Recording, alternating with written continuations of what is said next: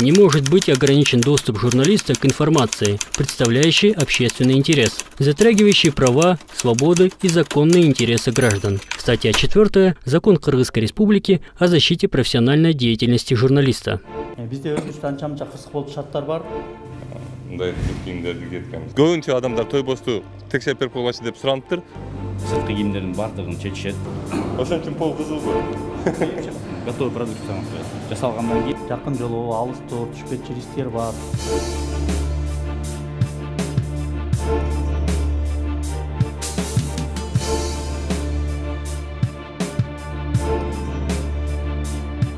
Германиядан келген опилка экен, достор.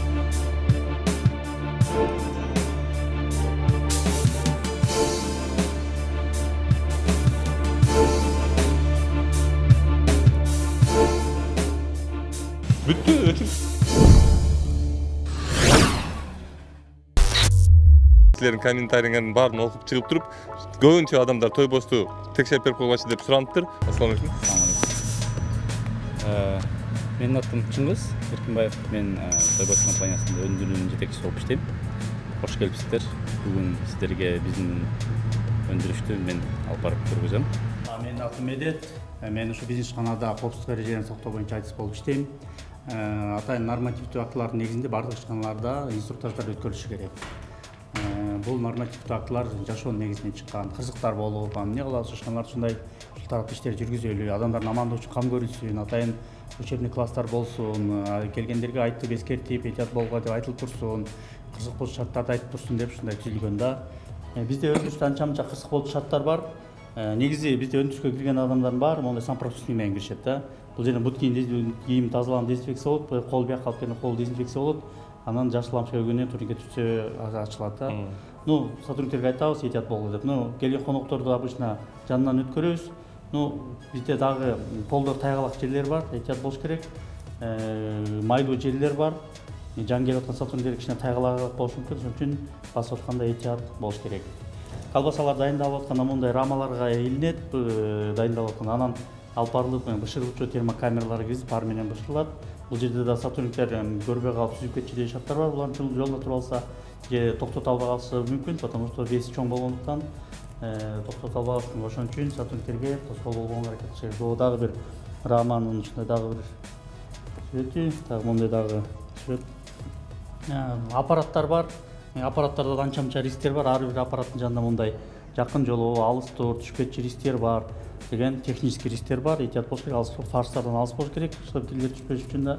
Бул жерде аппараттар, мондай өздөрү загрузочный аппараттар бар. Ошол алыс болуш керек, этият болуш керек. Анча-мынча болчу шарттар бар. Мен как инженер катары силерге ден соолук каалайм, амандык каалайм, иштериңерге ийгилик каалайм, этият болгула деп кеңеш берем. Бардык сотрудниктерде жоопкерчилик бар, милдет бар, мүмкүнчүлүк бар. Этият болуп иштөө менен алып баргыла. Кырсыкка орун жок. Рахмат.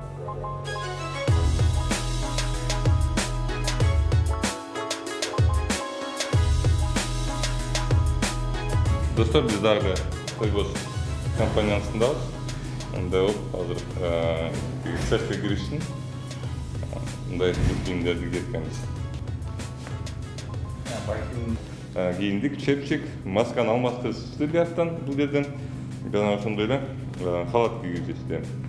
Бул жерге биз колубузда болгон производстводо түшүп кете турган нерселерди мунун ичине салдык. Жана ошондой эле бул жерде журналдар бар экен, конокторго жана биякта иштеген жумушчуларга башка журнал экен. Ооруган жокмун деген баягы биз көргөндөй эле Куликовскийдеги эле ошондой журналдар бар экен, ооруган жокмун деп жазат экен бул жерге келгендер. Анан кийин уже производственный цехке киришип алат да. Цехке кирүүчүлөр өзлөрүнүн тапочкасы өзүнчө турат, биякта полка. Офистегилер бияктан өзүнчө бут кийимдерин кийишет. Сырткы бут кийимдер өзүнчө. Бул жерде тамак аш коопсуздугу боюнча бүт проблемалар боюнча, көйгөйлөр боюнча чогулуштарды маалымат өткөзөбүз. Документациянын баарын инженерлик по качестволор шакта отурушат. Документациянын баарын ушул жерде жүргүзүшөт. Кичине мини собрание ушул жакта. Бул тарап медпункт. Биздин өзүнүн медигибиз бар. Тез биринчи жардамдарга жардам бере калыш үчүн ушул жерде дайын коюлган. Штатта дайын медигибиз бар. Бул жагы уже лаборатория. Саламатсыздарбы? Саламатсыздар, киргенге болбойт. Бизде производственный лаборатория, да. Лабораторияның сотрудниктеринен башка эч ким кирген болбойт. Бул жерде физик-химиялык, микробиологиялык анализдердин баардыгы жүргүзүлөт. Бул лаборатория аккредитациядан өткөн өндүрүүчүлөрдүн арасынан биздики эле болуш керек. Калп жаңылышпасам, жалгыз биздики өндүрүүнүн өзүнүн лабораториясы бар. Аккредитована по международному стандарту ГОСТ ISO MAC 17025. Это требование компетентности испытательных калибровочных лабораторий. Енді немеден көрген, мұны Куликовскийден көрген, да? Сіз колбасный цехтер? Колбасный цехтер боюнча. У нас аккредитовано, я же говорю, по международному стандарту. Аттестат аккредитации могу предоставить, показать. Доказательства. Лаборатория деген сөз кандай? Көп эле жерде лабораториялар бар. Молочниктер обязательно өздөрүнүн лабораториясы бар. Алар Который при Министерстве экономики работает. Это наш государственный орган, Кыргызский центр аккредитации. эң эле биринчи бияктан уже чечинүүчү жай. Ишкерлер келип, өздөрүнүн номерлери бар, ар бирөөнүн индивидуальный номерлери менен өзүнүн шкаф ичине сырткы кийимдердин баардыгын чечишет.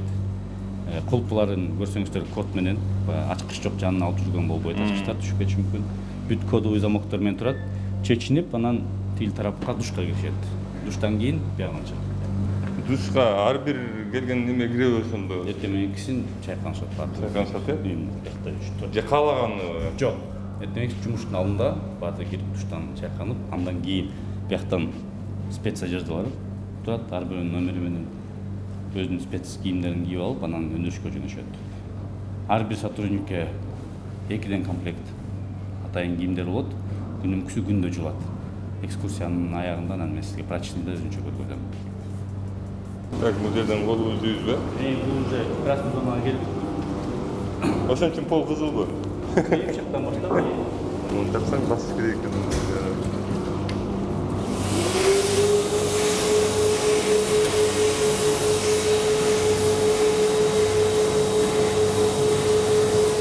Сушильная для сапог.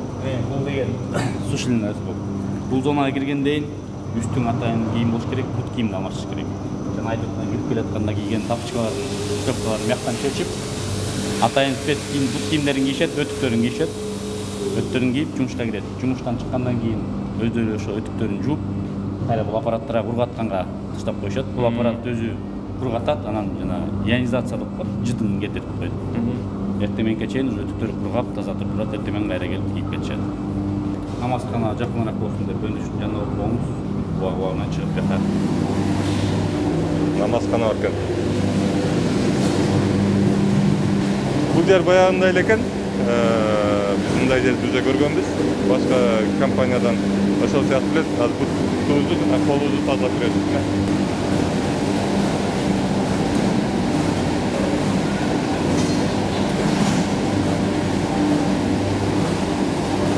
Эмне себептен биз бияк жактан баштап атабыз?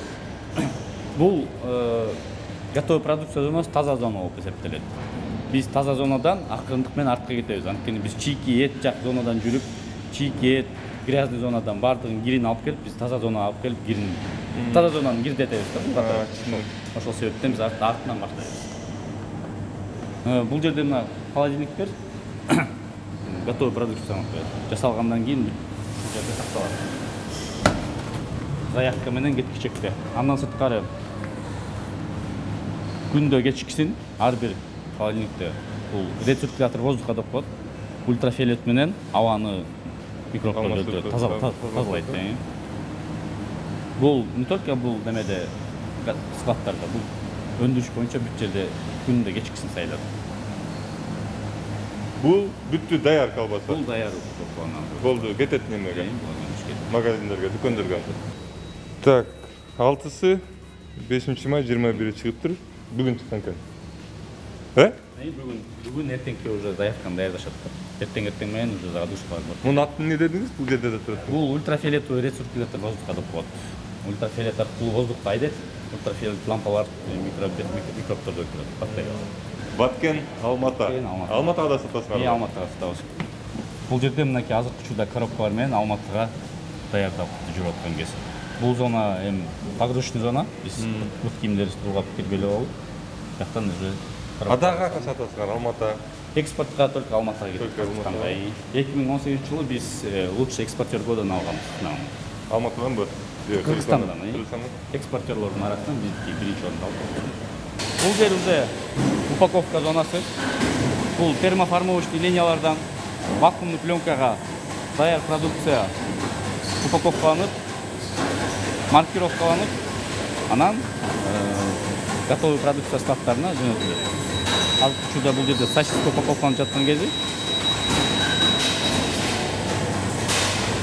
бул жерде маркировка жүрөт. Маркировкада дата с окончания, анан код партии жазылат. Для прослеживаемости бизден тамак аш коопсуздугу боюнча прослеживаемость үчүн биздики атайын өндүрүш цифровизациядан өткөн. То есть эт союлуп аткандан баштап готовый продукцияга чейин коюлган код прослеживаемость үчүн. Биз азыр муну алып туруп компьютерден программадан кодду киргизсек, кайсы леттен жасалган чыгып калат. Ушул тестке именно. Анан бияк тартипкенен көрсөк болобу? Ага, каталогда көргөзөм бүттү. Ар бир этапта ар бир өндө бар да ал.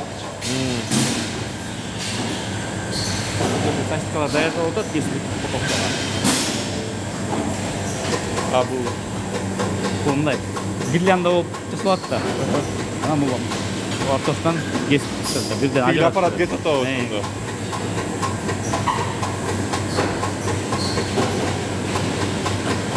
Бул QR-коддор турбайбы? Цифровизация деген ушулда ушуга маалымат байланып келет. Муну телефондон окутсак, кайсы сосиска ким жасаган, качан жасалганы чыгып калат. Анан булардын окутуп туруп, тиги аппараттан жана код менен жазышат. Упаковкага. Бул кандай болот ошондо? Алмашып турабы же кандай? Мында, например, бушардын алдында сосиска илингенде окутуп байлап коет да. Сосиска, например, сливочный мынча килограмм. Жактан окутуп туруп алып атканда окутат. Анда бул уже тарада кайда ал минус алып калат да. Эмкисин байласаң кайда байланып. Бул жер убактылуу сактоочу жай, холодильник. Бул жерден четтен алып чыгып, упаковкалап, кечке чейин мунун бардыгы жанагы складтарга толуп калат. Вакытында алгандай болду. Тазалык жөнүндө өзүңөр деле көрүп турасыңар, достор. Упаковкага чейинки процесске келдик. Бул жер термический отдел деп коет. Бул камералардан колбаса термообработкадан өтөт. То есть бышырылып, бышталып, даяр болгондон кийин анан чыгып душтан өтөт, душер. Бисера суу менен муздатып, жанагы быштагандан кийин кичине сажа алып калат, сажа деп коет. Ошолорду жуудуртуп, муздатып, андан ары муздаткычтарга кетет. Бул оборудованиянын баары Германиядан келген. Сапаты боюнча эң алдыңкы орундагылардан болуп эсептелет. Анан ышты дагы биз натуральный болгондуктан опилка деп коет. Опилкада сатып алыш керек, бирок бул аппараттарга жөнөкөй биз опилканы ыргыта албайбыз, ошондуктан опилканы да Германиядан алабыз. Опилканы да Германиядан аласыңар. Букло шипа деп коет. Германиядан келген опилка экен, достор. Бук деген нарактын опилкасы бул атайын кургатылып, атайын фильтрациядан өтүп, анан ушундай фракцияда бизге деп майдалган 3 фракциясы ушундай болсун деп заказ кылган. Бул аппаратка опилка салынат, өзү программа менен дозировать этип, ышты анан печканын ичине берет. А бул эмне аппарат? Бул ошол бар биз окшош. Иә. Окшош бар. Ушул жерде неме болобу? Бул жерге колбаса кирет. Анан программасы боюнча деп басылат. Программа компьютер өзү режимдердин бардыгын коет, температурасын коет.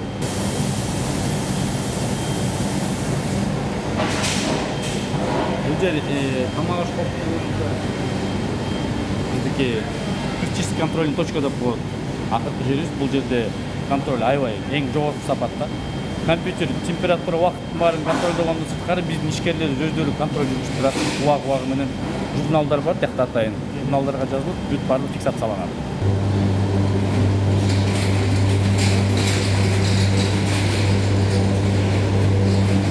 Колбасалар өтөдү.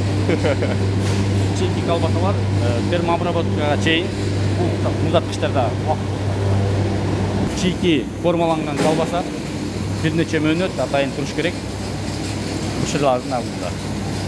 Бул азыр бышалык, бул азыр чеки бышканга азыр силерге барат, печкаларга. Бир нече мөөнөт тургандан кийин анан печкаларга бышырга аңап берет.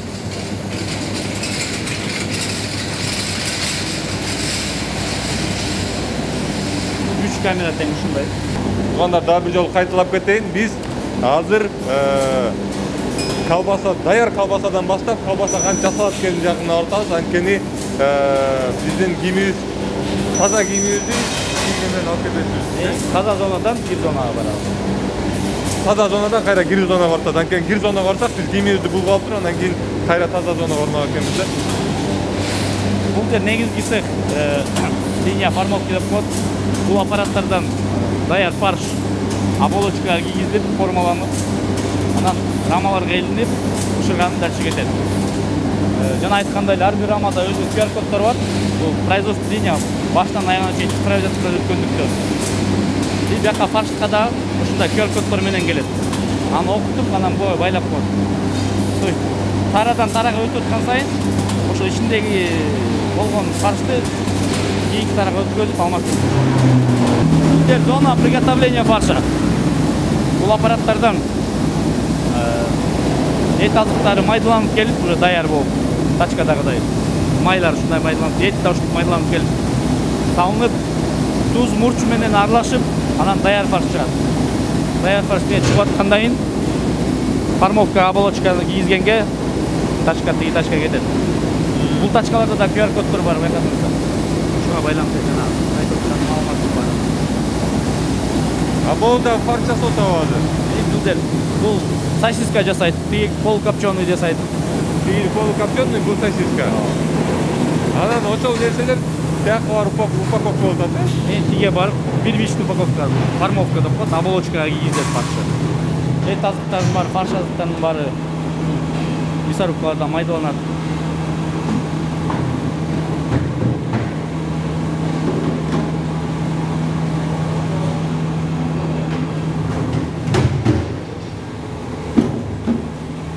Сонда немелер, ящиктер таза, немелер таза.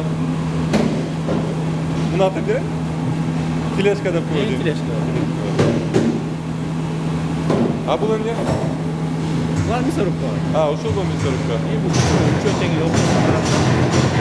Мындан азыр ток этин, уй этин баардыгын ушул жакта майдалап чыгарышат.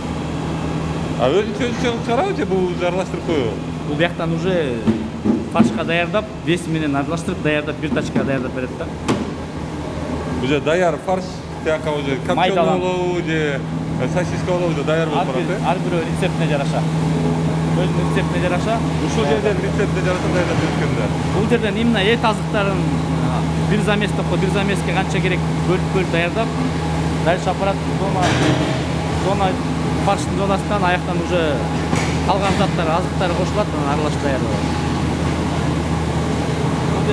Монолиттен чыгарат ошо сырьёнун баарын. Распаковка болуп, анан бияка келет, айланып тиягынан. Өндүрүштүн эң башкы биринчи процесси бул обвалка зонасы, то есть этти сөөгүнөн ажыратуу процесси жүрөт бул жерде. Тушалар бойнядан жанактай айткандай 4кө бөлүнүп, илинип келет машинадан.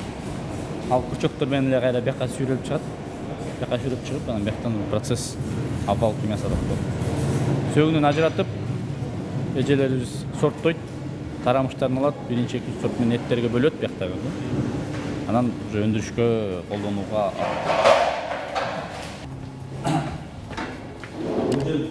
сонадыр бияктан эт түшөт. Машинадан бул линия менен келет дагы, артыңыздагы Рейстер менен келет экенде. Рейс менен келет, бияка кирип. Кирип тартсаң. Биякта дагы этпи? Бул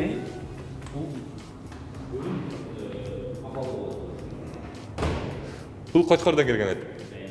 Бүт барында QR коду бар.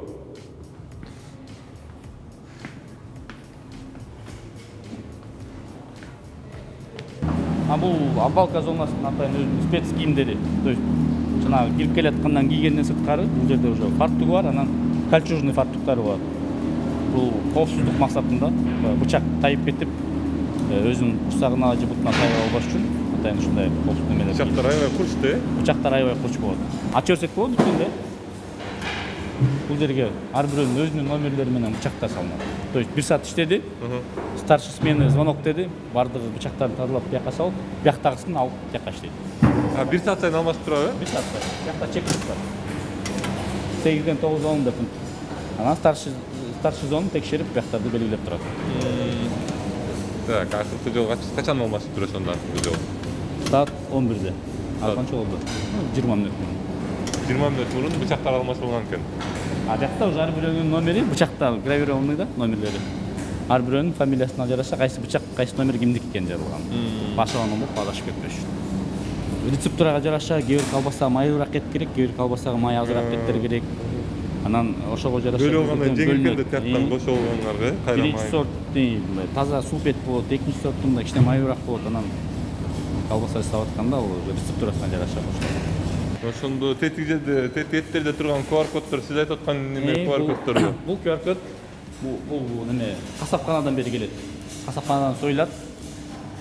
Анан ошол касапканадагы маалыматтын баары бул QR кодго окутулуп туруп, анан ошого сайылып турат. Биз бияктан келгенде окутабыз. Анан абалка кылгандан кийин ушул эле QR кодду тиги немеге чаптайсыңар, э? Чаптабайбыз. Бияктан абалка процесс жүрүп атпайбы? Жүргөндөн кийин ар бир эшиктин өзүндө QR код бар. То есть тиги маалыматтын баары тигинен алынып туруп, буга коюлат. Мындан жана мясорубка зонага барып атыппы? Аяктан алып туруп жана чоң тележкага коюлат. Тележкадан барып оболочка кийилгенден кийин анан жана рамаларга коюлат. Аягы барып туруп жана упаковкадагы кодко айланып калат. Ошол код боюнча анан неме паутина сыяктуу болуп маалыматтын баары чыгып калат. Ушун менен бүгүнкү производствонун баары тартылды. Ооба. Азыр мында. Бүттү, өчүрүптүр. Бул аппараттан жуулат. Жуулуп тазаланып дезинфекцияланат, дополнительно чайкалат. Баягы жакшы кетпей калган кезде болсо анан бияка тизилет. Четинен кайра бияка айланып алып кирет. Биягынан кирип, биягынан чыгат. Биягынан кирет, биягынан таза. Тараза бул. Китаянка менен фарш чыкты да. Таразага коюп, веси жанакы QR кодко байланат. Момча вес менен 0 сот колбаса деп. Күнүмдүк суу менен чайкалып, анан кечинде уборка учурунда буга уже өзүнчө дагы химиялык, агрессивныйраак химиялык заттар кошулат. Ошонан кечкисинен полный жуулат. Бул азыр мындай эле жана чайкалып аткан сыяктуу болуп калат. Фарштан фаршка өтөт да, чайкалып кайра чыгат, чайкалып кайра чыгат. Кечинде уже полный дезинфекциясы менен бошотулат. Биздин ишкерлердин ар бирөөнүн спец кийимдери бул жерден жуулат. Бул аппарат жуйт, тиги аппараттан кургатылат. Андан үтүктөп кечке чейин уже эртең мененки ар бирөөнүн номери менен жана полкаларды тизилип даярдап турат. Абалка зонанын кийими жуулуп атканда, ал канда. Канды кетириш үчүн бир керектүүсүн көбүрөөк алат. Bunun da programması var kendi anda. Bunun da programması var. Anan тазараак зонада иштегендер бар, например, упаковка зонада иштегендер бар. Алар кем көп кирип болбойт. Аларга берки обычныйраак моюшу көбүрөөк кетет. Ошого жараша өзү программасын нормалдап турат. Анан бул аппарат уже кургатат. Bundan чыккандан кийин басылат, bundan кургатып чыгат. Анан үтүктөлөт. Үтүктөгөндө бул материалдын свойствосу баягы бир аз болсо дагы сууну сиңирбөчү свойствосу бар. Водоотталкивающий свойствосу бар. Атайын үтүктөлөбүз. Номерлерди өтүштө шымынан баштап, шлепкасынан баштап, кепкасына чейин ар бирөөнүн номери бар ушундай. Завтрака колбаса, каша. Колбаса точно бересиз. Колбаса бербесек ишкерлерибиз өздөрү нааразы болуп чыгышат. Ошондуктан колбаса обязательно завтрак. Азыр обед канчада бизде? Обедке 1 саат калыптыр, э? 1 саат бар. Бул жерде жазылган бөлүнгөн да. Бөлүнгөн экен да. Например, слесарь механиктер менен биздин заводдо иштеген ишкерлер чогуу отурбайт. Бири-бирине неметпешигинде. Временное ограничение бар биякта. Грузчиктер, упаковщиктердики өзүнчө. Жана айтып атпадым беле, таза зона өзүнчө. Производство өзүнчө. Слесарь механик водительдер өзүнчө. Обедтер, чай, завтрактар бар бөлүнгөн да. Эчинде полный. Бири-бири менен жолугушпайт экен да. Цехтиңер аябай чакан экен да. Мен неметкен мен көрүп калгам да, айланып. Негизи биздин бул завод изначально башынан эле атайын эл аралык стандарттарга ылайыкталып салынган. 0дон баштап.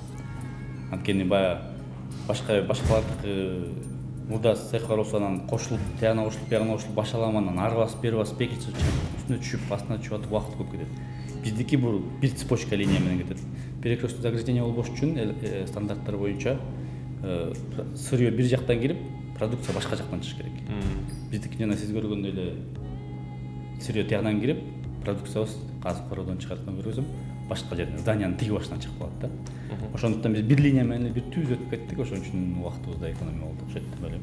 Мына өзүңөр көргөндөй биздин экинчи площадкабыз өндүрүштөн сырткары экинчи площадкабыз бар. Бул убойный цех, касапканабыз. Ал касапканабыз Нарын областында Кочкор айылында жайгашкан. Ал дагы биздин заводко окшоп эле эл аралык стандарттан өткөн, сертификациядан өткөн. Кыргызстан боюнча мындай касапканадан экөө эле бар. Бул бирөөсү биздин ушул бойнабыз, экинчиси Чүй областында Торо деген касапкана бар. Документтери бар, бүт сертификациядан өткөн, бүт бардык талаптарга, оборудованиядан баштап зданияларына чейин бардык талаптарга дал келген. Ушул эки эле касапкана бар. Качан салынды бул? Бул касапкана бул өндүрүш менен чогуу салынган 3 жыл мурун, 4-жыл кетип баратат. Биздики 2017 жылы салынган. Ошондон бери бул эки площадка параллельно салынып, чогуу иштеп кеткен.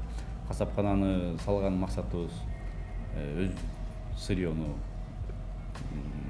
качествосын контролдоо максатында, азалдап союу максатында, малды эттин сапатын контролго алыш максатында салынган. Андан сырткары азыр